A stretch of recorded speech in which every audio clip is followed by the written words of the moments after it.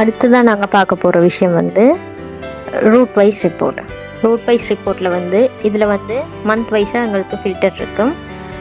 So நாங்கள் இப்போ ஒவ்வொரு ரூட்டுக்கும் கீழே நாங்கள் ஒரு பஸ்ஸை வந்து ரூட்டையும் செலக்ட் பண்ணி அது கீழே இருக்கிற பஸ்ஸுக்கு வந்து நாங்கள் ரூட் வைஸ் லொக் ஷீட்டை வந்து இஷ்யூ பண்ணக்கூடிய மாதிரி இருக்கும்.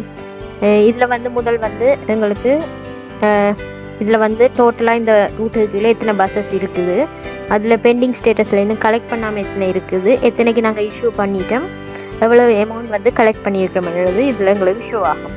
அப்போ நாங்கள் இதில் கலெக்டை கொடுத்தா இந்த பஸ் வந்து இந்த என்ட்ரி ஷெட்யூல் ஆஃப் ஃபேர்ஸ் வந்து ஒன் டைமில் கலெக்ட் ஆகிச்சுன்னு சொன்னால் எங்களுக்கு 750 ரூபா மட்டும் வரும். அப்படி இல்லை இது வந்து டேட் வந்து 17 இன்றைக்கு இப்போ மார்ச் மாதம் ஸ்டார்ட் ஆகிட்டு, ஸோ எங்களுக்கு இதோட என்ட்ரி ஷெட்யூல் ஆஃப் ஃபேர்ஸ் வந்து எங்களுக்கு லேட் ஆகிட்டுது. ஸோ இது லேட் கலெக்ஷன். அப்போ இதுக்கு ஃபைன் வந்து ஆட் ஆகும். ஸோ டோட்டல் அமௌண்ட் வந்து 975 ரூபா. அப்போ இதில் வந்து எத்தனை டேஸ் வந்து லேட் ஆகியிருக்குன்றது எங்களுக்கு காட்டும். நாங்கள் கன்ஃபார்ம் பேமெண்ட் கொடுத்தா பிறகு க்ளோஸ் டு மூவ் கொடுக்க எங்களுக்கு இன்வாய்ஸ் ஜென்ரேட் ஆகி அதோட எங்களுக்கு லாக் ஷீட்டும் வந்து எங்களுக்கு பிரிண்ட் ஆகும். இது வந்து இன்வாய்ஸ் பிரிண்ட் ஆகுது.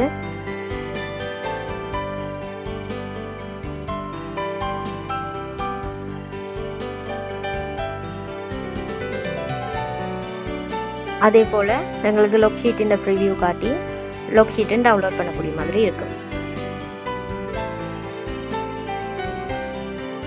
அதுக்கு பிறகு இதில் வந்து நாங்கள் இங்கே பஸ்ஸில் வந்து கலெக்ட் பண்ண பஸ்ஸுட இது வந்து நாங்கள் இங்கே இஷ்யூடுக்கு வந்து எந்தெந்த பஸ் வந்து கலெக்ட் பண்ணியிருக்கு, எவ்வளோ அமௌண்ட் எங்களுக்கு வந்திருக்குன்றதை வந்து இதில் ஷோ ஆகக்கூடிய மாதிரி இருக்கும்.